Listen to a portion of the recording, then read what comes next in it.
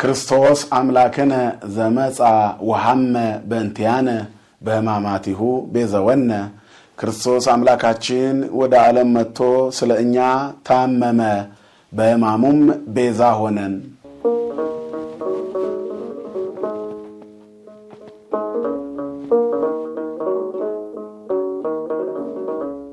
የተወደዳችሁና የተከበራችሁ በመላው ዓለም የምትገኙ ይህንን ወንጌል ቃል የምትሰሙ ኦርቶዶክሳውያን ክርስቲያኖች እንደዚሁም ለወንጌል በጎ ፈቃድ ያላችሁ ሁሉ እንኳን ለሕማማቱ አራተኛ ቀን በሰላም አደረሳችሁ። ዕለተ ሐሙስ በሕማማቱ አራተኛ ቀን የፍጥረት አምስተኛ ቀን ነው። ይህ ቀን ከሌሎች ቀኖች ለየት ያለ ቀን ነው። በርከት ያሉ ምስጢራት ተፈጽመውበታል። ረጅም ሰዓት መድኃኒተ ዓለም ኢየሱስ ክርስቶስ ያስተማረበት ነው። የትምህርቱ የሥጋዌ የመጨረሻ ትምህርት ያስተማረበት ቀን ይህ ቀን ነው። ከዚህ በኋላ ከትንሣኤ በኋላ የምናየው ይሆናል። ትምህርቱም ለምዕመናን የሚሰጥ ሳይሆን በደቀ መዛሙርቱ ልቦና ውስጥ ሰባቱን ኪዳናት የሚጽፍበት በአእምሮአቸው ውስጥ የአዲስ ኪዳንን መንገድ እንዴት መምራት እንዳለባቸው ኃላፊነት የሚሰጥበት ይሆናል። ለብርሃነ ትንሣኤው በሰላም ያደርሰን።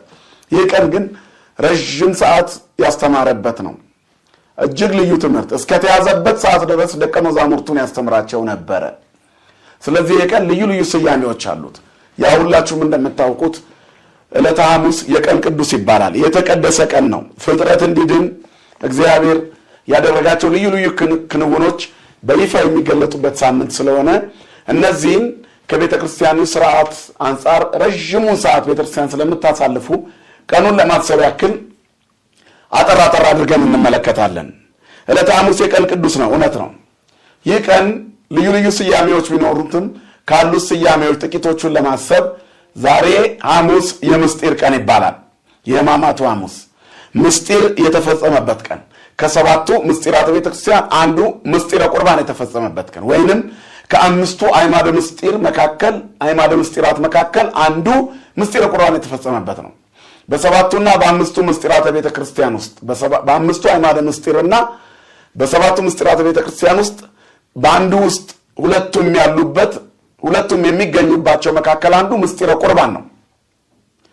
ቁርባን በአዲስ ኪዳን ውስጥ መሰረት ያለው ትምህርት ስለሆነ የሰው ልጆች ሕይወትን ለማግኘት የእግዚአብሔርን መንግስት ለመውረስ ወደ እግዚአብሔር ገነት ወደ እግዚአብሔር መንግስት ወደ መንግስተ ሰማያት ለመግባት በልጅነት ከተወለዱ በኋላ በሜሮን ከታተሙ በኋላ ስጋው ደሙ መቀበል ግዴታቸው ነው።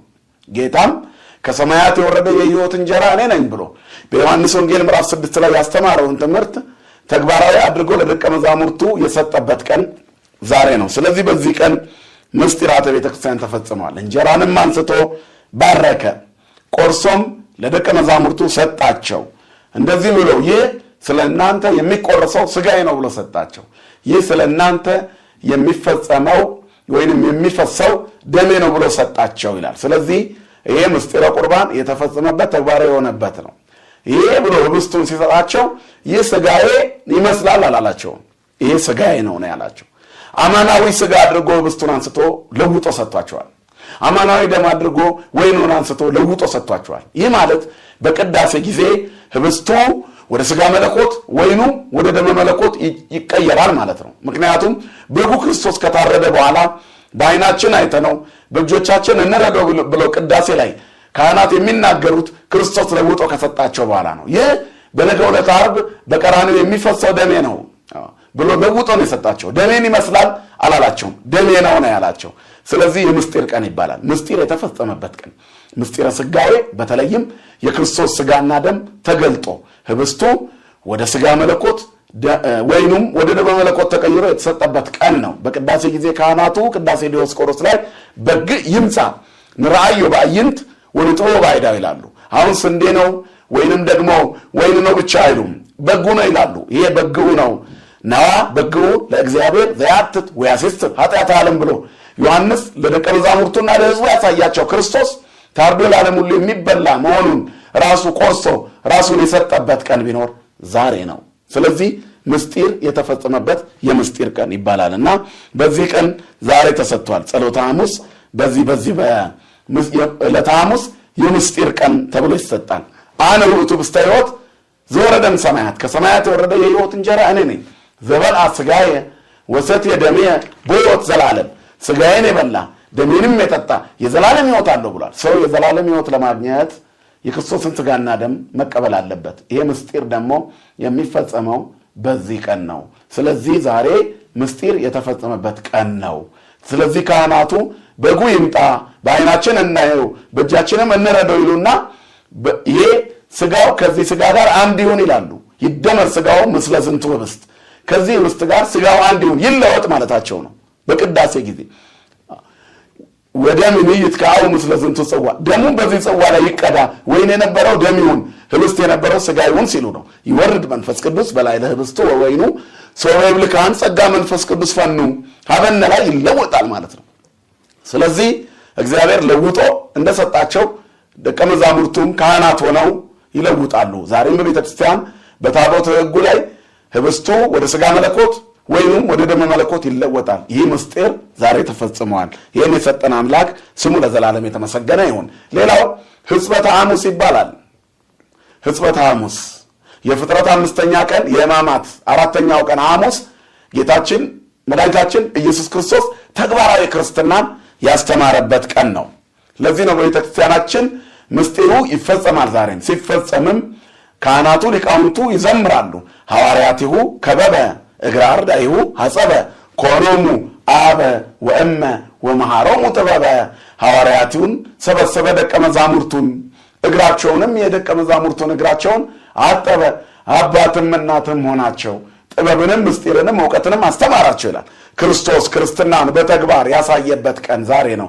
ሁልጊዜም ክርስትና በተግባር ይገለጣል፣ ግን ከትሕትና መጀመር እንዳለበት ዝቅ ብሎ የደቀ መዛሙርቱን እግር አጠበ። በቤተ ክርስቲያናችን ሕጽበተ እግር ይባላል። ዛሬ ሊቀ ጳጳሱ ፓትርያርኩ የሊቃነ ጳጳሳቱንና የታላላቅ ምዕመናን ሽማግሌዎችን የካህናቱን ጳጳሳቱም ኤጲስቆጶሳቱም በየደረጃው የካህናቱንና የምዕመናኑ እግር የሚያጥቡበት ቀን ዛሬ ነው። ክርስቶስ ታላቅ ሲሆን ታናናሾቹን አድርጓልና ትልልቆች ትንንሾችን ማገልገል እንደሚገባቸው ያሳየበት ዝቅ ብሎ የሐዋርያትን እግር ያጠበበት ቀን ነው። ደጉ አባት ክርስቶስ ሰው ከሆነ በኋላ የሰውነት መለኪያው ዝቅ ብሎ ታናናሾችን ማክበር መሆኑን ያሳየበት ነው። በሀገራችን በኢትዮጵያ በሁሉም ብሔረሰብ ማለት ይቻላል እንግዳ ሲመጣ ልጆች የእንግዳ እግር ያጥባሉ፣ ወይንም ባለቤት ዝቅ ብሎ ማበሻ ጨርቅ ወስዶ እግራቸውን ያጥባል።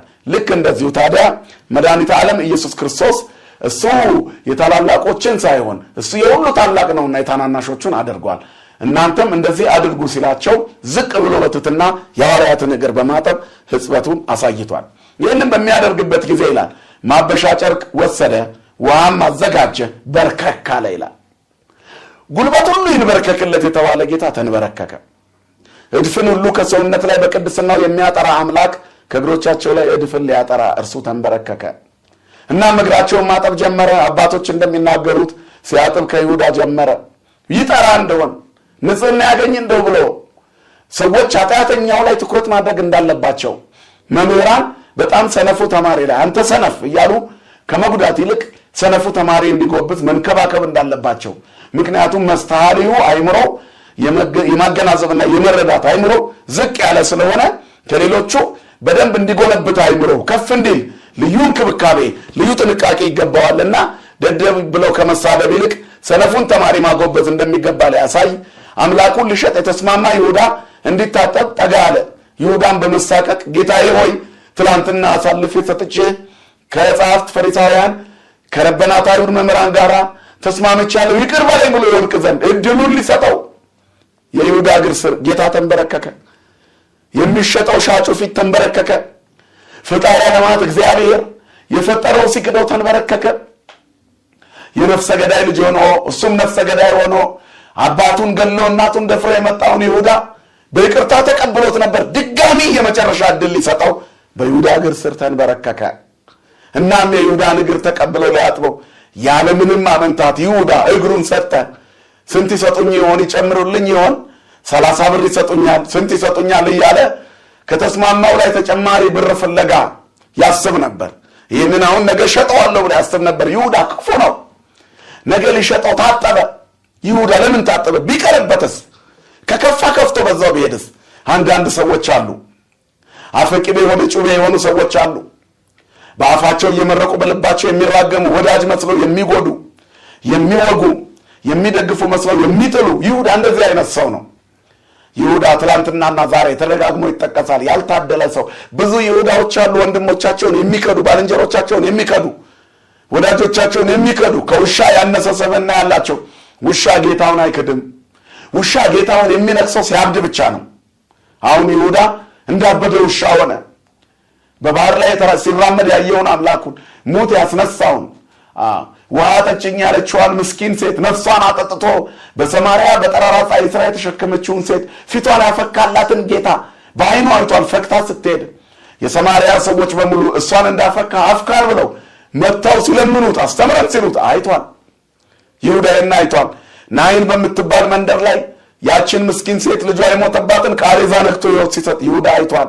የ4 ቀን ሬሳ አስከሬን በመቃብር ውስጥ ቤተሰቦቹ ይሸታል ሲሉ እንኳን እኔ የምጠራ አይሸትም ብሎ አልዓዛር ብሎ ሳይበሰብስ ጠርቶ ሲያስነሳው ሙታን ሁሉ ድምፄን የሚሰሙበት ቀን አለ ብሎ ሲያስተምር ይሁዳ በምስጢር አልተከፈለበትም፣ ተቀምጦ ነበረ። የሕያዋን ሁሉ አምላክ እግዚአብሔር ለሞት እንዲሰጥ ሲስማማ ይሁዳ አልተጸጸተም። የማይጸጸቱ ሰዎች ብዙ ናቸው። ግፍ እየሰሩ ቤተክርስቲያንን እየጎዱ የሚኖሩ ሰዎች በርካታ ክፉ ሰዎች አሉ። በቤተ ክርስቲያን ውስጥ በክፋት የሚኖሩ ሰዎች፣ በቤተ ክርስቲያን ውስጥ በክፋት የቆመ ሰው ቢኖር ይላል ቅዳሴ ላይ በክርስቶስ ላይ እንደተነሳሳ እንደ ይሁዳ ራሱን ይቁጠረው። በጌታችን በመድኃኒታችን በኢየሱስ ክርስቶስ ላይ እንደቀለደና እንደዋሸ እንደቀጠፈ በእሱም እንደተነሳሳ ይወቂ። ይህንን ይረዳ። ይሁዳዊ የሆነው ቤተክርስቲያን ውስጥ የቆመ ሰው ስለ በረከት ፈንታ መርገምን፣ ስለ ኃጢአት ስርየት ፈንታ ገሃነመ እሳትን ይረከባል። የይሁዳ ፍጻሜው ይሄ ነው። እግዚአብሔር ከመርገም ይጠብቀን። ይሁዳ ታጠበ፣ ሳያቅማማ ታጠበ። ደቀ መዛሙርቱ በድንጋጤና በዝምታ እግራቸውን እየሳበ የውሃ ገበቴ ፋጋ ውስጥ ሲከት ዝም ብለው ያዩ ነበር። በማበሻ ሲያብስ ደንግጠው ነበር። ጴጥሮስ ጋር ሲደርስ ግን የደቀ መዛሙርቱ ዝምታ ፈረሰ። ያለማፈር እግሩን የላከውም ይሁዳ የሚያሳቅቅ ነገር ከጴጥሮስ አፍ ወጣ። ጴጥሮስ የዋህና ትሑት ሰው ነው። ጌታዬ ወይ አንተ በፍጹም እኔን አታጥበኝም አለ ይሁዳ። ይህንን ልታደርግ ይገባሃል፣ ልናደርግ ይገባናል። ምክንያቱም አለ አሁን አይገባም አንተ የኔ ነገር ልታጥብ አለ ጴጥሮስ። ትሑቱ ጴጥሮስ ካላጠብኩ ዕድል ፈንታ የለህም አለ። እጄንና ፊቴን ራሴን ጭምር እንጂ እግሬን ብቻ እንዳታጥበኝ አለ። የታጠበ እግሩን ከታጠበ ይበቃዋል አለው መድኃኒተ ዓለም ኢየሱስ ክርስቶስ። በሕማማቱ ሳምንት 2 አስደናቂ የእግር መታጠብ ተፈጽመዋል። አንደኛው አስደናቂ የእግር መታጠብ ማርያም እንተ እፍረት የክርስቶስ እግር ላይ መታ በእንባዋና በሽታዋ የጌታን እግር ያጠበችበት መንገድ ነበር። የእንባ ቀን ተብሎ የሚታሰበው ቀን ላይ የጌታን እግር በሽታዋ አበሰችው። ይህ በዓል በረቡዕ በትላንትናው ዕለት ይታሰባል። በዓላትን ለማዳረስ በምናደርገው ጥረት ውስጥ ዛሬ ሕጽበተ እግር ነው። በዚህ ቀን ደግሞ የደቀ መዛሙርቱን እግሩን በሽቶ የታጠበው ንጹሕ ሐዋርያ ክርስቶስ በኃጢአት ያደፈውን የደቀ መዛሙርቱን እግር አቧራቸውን ሊያራግፍ ውሃ ይዞ ቀረበና አበሰ። በኢየሩሳሌም ጎዳናዎች ያለውን አቧራ ሊያራግፍላቸው፣ በፍርሃትና በጥርጣሬ የተጓዙበትን መንገድ ሊያራግፍላቸው ተዘጋጀ። ይሁዳም ታጥቦ ነበር፣ አይምሮ ግን ጨቂቷል፣ ቆሽሿል። አይምሮ የቆሸሸ ቢታጠብ ጥቅም የለውም። እናንተ ሁላችሁም ንጹሐን ናችሁ፣ የታጠበ እግሩን ከመታጠብ በቀር ሌላ አይገባውም አለው ለጴጥሮስ። ከእናንተ መሃል አንዱ ግን ታጥቦ ጭቃ ነው፣ እሱ ሰይጣን ነው አለው። ሰይጣን ከመባል እግዚአብሔር ይሰውረን። እናም የትህትና መምህረ ትሕትና ክርስቶስ የደቀ መዛሙርቱን እግር ዝቅ ብሎ አጠበ። የክፋት መሪ፣ የክፋት ምሳሌ ይሁዳ ዝቅ ብሎ የሚያጥበውን ጌታውን ሊሸጠው ከተስማማ በኋላ ያለማፈር ታጠበ፣ አያውቀኝም ብሎ። ከእናንተ መካከል አንዱ ፍጹም ሰይጣን ነው፣ ሊሸጠኝ ተስማምቶ ሊታጠብ እግሩን ቀድሞ ሰጥቷል አለ። እንደዚህ ከመሆን እግዚአብሔር ሁላችንን የሚሰውረን። ሶስተኛው የሐዲስ ኪዳን ሐሙስ ይባላል። የሐዲስ ኪዳን ሐሙስ ሐዲስ ኪዳንን የሰራበት ንጹሕ የተወደደው መስዋዕት ራሱን መስዋዕት አቅራቢ ራሱ መስዋዕት ተቀባይ ራሱ የሆነ አምላክ ራሱን የተወደደ መስዋዕት አድርጎ የሰጠበት ቀን ነው። የሰራዊት ጌታ እግዚአብሔር አብርሃምን ልጅህን ሰዋልኝ ባለው ጊዜ የተቀደሰውና በቅድስና የተሰጠውን ንጹሑን ልጁን ሊሰዋ በታላቁ የሞሪያን ተራራ ላይ ይዞ ወጥቶ ነበር። ወደ ተራራው የመስዋዕቱ በግ ይስሐቅ የሚሰዋበትን እንጨት ተሸክሞ ሲወጣ አባቴ ሆይ አለው። እነሆ ልጄ፣ እነሆ እሳቱ፣ እነሆ እንጨቱ፣ እነሆ ቢላዋው የታለ በጉ አለው። የመስዋዕቱ በግ ወዴት አለ? አባቴ ሆይ አይቴ ሃሎ በግኡ ለመስዋዕት አለው። ሁሉንም አይቶ ምንም እንደሌለ ሲረዳ በጉ እንደሌለ ዙሪያውን ቃኝቶ አይቴ ሃሎ በግኡ ለመስዋዕት አቡየ አባቴ ሆይ የመስዋዕቱ በግ ወዴት አለ አለው። አብርሃምም አይኑን ከልጁ ዞር እያደረገ ልጄ ሆይ የመስዋዕቱን በግ እግዚአብሔር ያዘጋጃል። እግዚአብሔር ይረኢ ሎቱ ለመስዋዕት ወልደየ እግዚአብሔር መስዋዕቱን ያዘጋጃል ልጄ ሆይ አለው። የመስዋዕቱን በግ እግዚአብሔር ያዘጋጃል። እግዚአብሔር የሚያዘጋጀው የመስዋዕቱ በግ ልጁ ነው። በአዲስ ኪዳን አባቴ ሆይ የመስዋዕቱ በግ ወዴት አለ ብሎ የጠየቀው አብርሃም በመንፈስ ቅዱስ ቅኝት የመለሰው መልስ ቀራንዮ ላይ ይመሰላል፣ ይወሰናል፣ ይገለጣል፣ ይፈጸማል። ይህንን እግዚአብሔር ራሱን መስዋዕት አድርጎ ሥርዓተ ቅዳሴ ሰርቶ አሳይቷቸዋል። መስዋዕቱ ተሰውቶ በቅዳሴው ሰዓት ሰዎች ሁሉ ሲበሉት ይድናሉ። ያን መስዋዕት ክርስቶስ ነው። ስለዚህ ይህንን የቅዳሴ ሥርዓት ሰርቶ መስዋዕቱን ያዘጋጀበት ለአዲስ ኪዳን መስዋዕት ሕይወት ሆኖ የተሰጠበት ቀን ስለሆነ የአዲስ ኪዳን ሐሙስ ትባላለች። በትላንትናው ቀን ኦሪት ተፈጸመች ብለናል። ዛሬ ደግሞ አዲስ ተጀመረች፣ አዲስ ተወጠነች፣ አዲስ ተዘጋጀች። ይህ ሥጋዬ ነው ብሎ በሚሰጥበት ስጦታ ላይ ሥርዓተ ቅዳሴ ሰርቷልና የአዲስ ኪዳን ሕይወት በቅዳሴ ይከናወናል። መርገም ጠፍቷል፣ በረከት ፈስቷል፣ ሕይወት ተገልጧል፣ ክርስቶስ ራሱን ሰጥቷል ብለን የምንናገርበት ቀን እንዲደርስ የአዲስ ኪዳን ሥርዓት ሰራ። ይህ ጽዋ ስለ እናንተ የሚፈሰው የአዲስ ኪዳን ደሜ ነው ብለው የሉቃስ ወንጌል ምዕራፍ 22 ቁጥር 20 ላይ ለኛ ለሁላችንም የሰጠባት የአዲስ ኪዳን ቀን ናት። በነጻነት ልንኖር ክርስቶስ ነጻነትን አውጥቶናል። የአዲስ ኪዳን ደሙን ቀርቶ ሰጥቶናል። አዲስ ኪዳንን ሰርቶልናል። ዳግመኛ በባርነት ቀንበር አትያዙ፣ ወደ ኦሪት አትመለሱ እንባላለን። ምዕመናን አሁን ታጥበናል። እንዳናድፍ እግዚአብሔር ሁላችንንም ይሰውረን። ሌላው ጸሎተ ሐሙስ ይባላል። ዕለተ ሐሙስ የቀን ቅዱስ የትሕትና ቀን ልዩ ቀን ብለን አይተነዋል። አሁን ደግሞ ጸሎተ ሐሙስ ይባላል። ክርስቶስ በጌቴሴማኒ በአጸደ ሐምል በአትክልቱ ስፍራ የጸለየባት ከሰውነቱ የሚፈሰው ወዝ እንደ ደም ጠብታ እስኪፈስ ድረስ ወዙ እስኪፈስ ድረስ እየሰገደ የጸለየባት ጌቴሴማኒ አጸደ ሐምል የአትክልቱ ስፍራ ናት። በዚያ በተራራው ጫፍ ላይ ደቀ መዛሙርቱን ማስተማር አላቋረጠም። ትግሁ ወጸልዩ ከመ ይትባኡ ውስተ መንሱት ብሏቸዋል። አንድ ሰዓት ከኔ ጋር መታገስ አቃታችሁ? ሊጸልይ ብቻውን ፈቀቅ አለ። እየሰገደ እየጸለየ ስግደትና ጾምን ያስተምራቸው ዘንድ ነው። እግዚአብሔር ወደ ማን ይጸልያል? እሱ እግዚአብሔር ነው። ግን ተኝተው አገኛቸው። ትጉና ጸልዩ እንጂ ወደ ፈተና እንዳትገቡ፣ አንድ ሰዓት ከኔ ጋር መታገስ ይገባችኋል ያለበት የጸለየበት ቀን ነው። ጸልዮ ጸሎትን ያስተማረበት ቀን። ስለዚህ ጸሎተ ሐሙስ ይባላል። ምዕመናን በሙሉ በተቀደሰችው ተራራ በደብረ ቅዱስ በቤተ ክርስቲያን ሕይወታቸውን በጸሎት ገንብተው የዚህን ዓለም ተድላና ደስታ ንቀው ፊታቸውን ወደ መንግሥተ ሰማያት በማዞር መንግሥቱን በጸሎት እንዲናፍቁ በስግደትና በምጽዋት እንዲተጉ እንደሚገባ ያሳየበት በተግባር ያሳየበት የተግባር ቀን ነው። ስለዚህም ጸሎተ ሐሙስ ይባላል።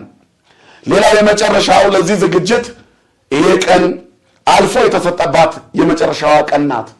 ይሁዳ ከታጠበ በኋላ ወዲያው ወጣ። ለፈሪሳውያን ለጻፍት ፈሪሳውያን ስንት ትሰጡኛላችሁ አላቸው። 30 ብር ወሰኑለት ብለን ነበር። ያንን 30 ብር ሊቀበል ክርስቶስንም አሳልፎ ሊሰጥ ያለበትን ቦታ አውቃለሁ ብሎ ወጣ። 11ዱ ግን ተራራው ላይ ከእርሱ ጋር ወጡ። እየጸለየ ባለበት ሰዓት ይሁዳ መጣ። በጌቴሴማኒ ጌታው የሚኖርበትን ያውቃልና አሳልፎ ሊሰጠው መምህሩን ሊሸጠው ይሁዳ መጣ። በአህያ ተጭኖ እየተዘመረለት የገባውን ጌታ በዱላ እየቀጠቀጡ እንዲወስዱት አሳልፎ ሊሰጠው መጣ። ማርያም እንተ እፍረት ሽቷን ስታፈስ አይቶ ምን አለ 300 ብር በተሸጠ ብሎ የተናገረው ይሁዳ ከላዩ ላይ ቆርሶ ገንዘብ ሊወስድ ነው ብሎ ዮሐንስ ወንጌል ምዕራፍ 12 ላይ ወንጌላዊ ዮሐንስ አጋልጦታልና ስለሚያገኘው ገንዘብ እያሰበ ጌታው ያደረገውን ቸርነት ረስቶ መጣ። ከመርገም ሕይወት ከርክሰት ሕይወት ውስጥ አውጥቶ ለቅድስና ስለ ታማኝነቱ ተአማኒ በሚባለው ስለ ስሙ ትርጉም ገንዘብ ያዥ አድርጎ ቢሾመውም ይሁዳ ግን ሌላ ተጨማሪ ገንዘብ አግኝቶ ጌታውን ሊሸጠው መጣ። ይሁዳ በጣም ክፉ ሰው ነው ምዕመናን። ይሁዳን ከመሆን እግዚአብሔር ይሰውረን። አምላኩን ሸጧል። በባህር ላይ የተራመደውን አምላኩን ደጋግሜ እላለሁ። ሙት ያስነሳውን ለምጻም ያነጻውን አምላኩን፣ ቸርነትን እና ርኅራኄን በጎነትን በተግባር ያሳየውን አምላኩን፣ በዚህች ቀን ደግሞ እንደገና ዝቅ ብሎ ያጠበውን አምላኩን፣ እንጀራ ቆርሶ ነክሮ እንካ ጉረስ ብሎ ያጎረሰውን አምላኩን ሊነክስ ዘይሴሰ እክልየ አንሳ ሰኮናው ላለ እንጀራን የበላ ተረከዙን አነሳብኝ ይላል። ይሁዳ ተረከዙ ያነሳበት ቀን ነው ዛሬ። እኔ የምስመው እሱ ነው አለ። በዚያች ምሽት በዚች ቀን ዛሬ በዕለተ ሐሙስ የምስመው እርሱ ነው። ቸር አለ እኔ መምህር ብሎ መጥቶ ጌታውን ሳመው። ምነው ወዳጄ ወይ አለ ክርስቶስ። ደቀ መዛሙርቱን እግራቸውን ሲያጥባቸው የወደዳቸውን ሁሉ እስከ መጨረሻ ወደዳቸው ይላል መጽሐፍ። እስከ መጨረሻ ወደዳቸው። ይሁዳንም አልጠላውም። የምታደርገውን አድርግ አለው። አሳልፎ የሚሰጠኝ በመካከላቸው አለ። እኔ ሆነን ብለው ነበር ሁሉም። ይሁዳም እንደው ተነቃብኝ ብሎ እኔ ነኝ እንዴ ብሏል። እኔ ሆን ብሏል።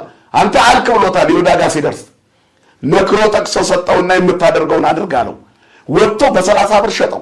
ከረጢት ሙሉ ገንዘብ የሚሰጠውን አምላኩን፣ ያዝ ብሎ የፈቀደለትን አምላኩን የወሰደ የወደደውን ቢያነሳ ምንም ያልተናገረውን እንደ ይሁዳ ያስታመመው የለም ክርስቶስ። መምህራን ሆይ ሰነፍ ተማሪ ካለ ክርስቶስ ይሁዳን እንደተንከባከበው አስታሙት። አባቶች ከልጆቻችሁ መካከል ክፉ ልጅ ካለ ልክ ለክፉ ልጅ፣ ተንኮለኛ ለሆነው ልጅ፣ አስቸጋሪ የሆነው ልጅ ወደ ሌሎቹ ልጆች እስኪመጣ የተለየ ጊዜ ስጡትና ተንከባከቡት።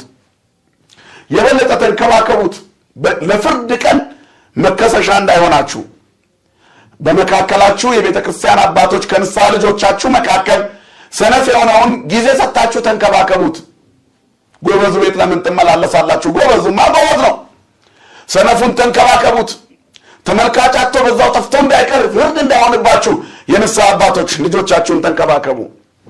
አሰሪዎች ከሰራተኞቻችሁ መካከል ሰነፍ ካለ ቦነስ ስትሰጡ አታስቀሩበት። ሳልሰራ ተሰጠኝ ብሎ ተጸጽቶ በርትቶ እንዲሰራ አድርጉት። ስላልሰራ ብላችሁ አትግፉት። ጠንክሮ እንዲሰራ ይረዳዋል። ያኔ መልካም ይሆናል። የመንግስት ባለስልጣናት አብዝቶ ወንጀል የሚሰራውን ሰው በእንክብካቤ ራሱን እንዲያርም ስጡት። እስር ቤቶች እኮ የጸባይ ማረሚያ ቤቶች ነበሩ። አሁን ግን የሚጠሉትን ሰው እየወሰዱ የሚሰገስጉበት ቤት ሆናል። መሪዎች፣ መንግስታት ለፖለቲካቸው የሚሰጉትን ህዝብ ያሳምጻል ብሎ የሚፈሩትን ማጎሪያ አድርገውታል እንጂ ማረሚያ ነበር እኮ። ዜጋ እንዳይበላሽ፣ ትውልድ እንዳይረክስ፣ ይሁዳዎች እንዳይበዙ ማረሚያ ነበር። አሁን ግን ጤነኛው እየታሰረ ገብቶ ይሁዳዎች ደጅ ላይ ከመንግስት ፖሊሲ ጋር ከተስማሙ ይሁዳዎች እየዘረፉ የሚኖርባት ሆናለች ምድር። አያችሁ፣ አሁን ምድሪቷ በይሁዳዎች ተሞልታለች። ደጎች ታስረው ክፉዎች ደጅ ናቸው። በጣም መልካም ሰዎች ፍትህ ተዛብቶባቸው ይንከራተታሉ። ሀብት ንብረታቸውን ይነጠቃሉ። ምክንያቱም ፍርድ አደላዳይ ክርስቶስ ነው ልብን የሚያየው። ባለስልጣኖችን፣ ፈራጆችን ያዘናጋሉ፣ ያታልላሉ። ሸፍጠኞች ናቸው ይሁዳዎች። በመሳም አሳልፈው ይሰጣሉ። ሀገር ይሸጣሉ። ፍርድ ያጓድላሉ። ድሃ ይበድላሉ። በርካታ ይሁዳዎች አሉ። ክርስቶስ ተለይቶ እስኪወጣ ጠበቀው። መጥቶ ሲስመው ወዳጄ ሆይ ለምን እንዲህ አደረግክ አለው። በዚህ እንኳን አልደነገጠም ይሁዳ። በመሳም አሳልፈህ ትሰጣለህ? ያን ሁሉ ታምራት ሳደርግ አላየህ? የተራበስ መግብ አላየህ ነው መልእክቱ። ብሩ ምን ታደርግበታለህ? እንጀራ ትበላበታለህ? 5 እንጀራና 2 ዓሣ 5000 ሰው የቀለብኩ ነው እያለሁ ገዝተህ ከምትበላ ከኔ አትበላ። ብሩ ምን ታደርግበታለህ? ልብስ ትገዛበታለህ? ፀሐይን አውጥቶ ዓለምን የሚያሞቀው ሜዳውን ሳር ያለበሰ ክርስቶስ ነው እያለሁ ይበርደኛል ብለህ ትፈራለህ? ብሩ ምን ታደርግበታለህ? ቤት ትሰራበታለህ ወይ? ለቀበሮች ጉድጓድ ለሰማይ ወፎችም ጎጆ አላቸው። የሰው ልጅ ራሱን የሚያሳድርበት የለውም። ግን አንድም ቀን ቤት ጊዜያዊ ነውና አንድም ቀን በቤት እጦት እንደማትንከራተት አምላክህ ቤትህ እንደሆነ አታውቅም? ክርስትና ቤትህ ነች። ብሩ ምን ታደርግበታለህ? ትሾምበታለህ፣ ትሸለምበታለህ። ከሐዋርያነት በላይ ሹመትና ሽልማት የታለና? ወዳጄ ሆይ ለምን እንዲህ አደረግ? ወዳጄ ሆይ 30 ብር ምን ታደርግበታለህ? ቤት መግዛት ብትፈልግ ከረጢት ሙሉ ብር በእጅ ያሻርግ አልነበረም ወይ? የታኖርከው ብዬ አልፈተሽኩ። ከአንተ የሚተርፈው ይበቃኝ የለ? ለምን ወንድምህን ወዳጅህን መምህርህን አሳልፈ በመሸጥ ለምን ይህን ታደርጋለህ ወንድሜ ወዳጄ ሆይ አለው። ይሁዳዎች ራሳችሁን ተመልከቱ፣ ነጽሩ ነፍሰክሙ አንጽኡ ነፍሰተክሙ። እግዚአብሔር ራሳችንን እንድናይ ሁላችንንም ይርዳን። ስለዚህ ከዚህ በኋላ ይሁዳ አሳልፎ ሰጠው፣ ጌታችንም አልፎ ተሰጠ። እናም ይሄ ቀን ጌታችን አልፎ የተሰጠባት ቀን ናት። ይቺ ቀን ልዩ ቀን ናት። የምስጢር ቀን ናት። የትህትና ቀን ናት። ሕጽበተ ሐሙስ ትባላለች።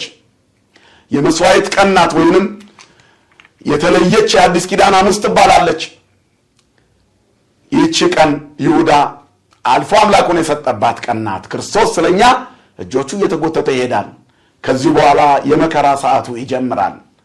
ስቅለቱን እንድናከብር እግዚአብሔር ያደርሰን። እንበለ ደዌ ወሕማም ወእንበለ ጻማ ወድካም አመ ከመ ዮም ያብጽሐነ ያብጽሐክሙ እስከ በዓለ ትንሣኤው በፍስሐው በሰላም አሜን። ከደዌና ከሕማም ጠብቆ ከመከራና ከርኩሰት ከእንግልት ከስቃይ ጠብቆ እንደ ዛሬው ለከርሞም ያደርሰን። እስከ በዓለ ትንሣኤው በሰላም ያደርሰን። ትንሣኤውን የምናይበት ኦሪትን አምና ሐዲስን ዘንድሮ የምንልበትን በዓለ ትንሣኤውን ለማየት ያብቃን። አሜን። ይቆየን።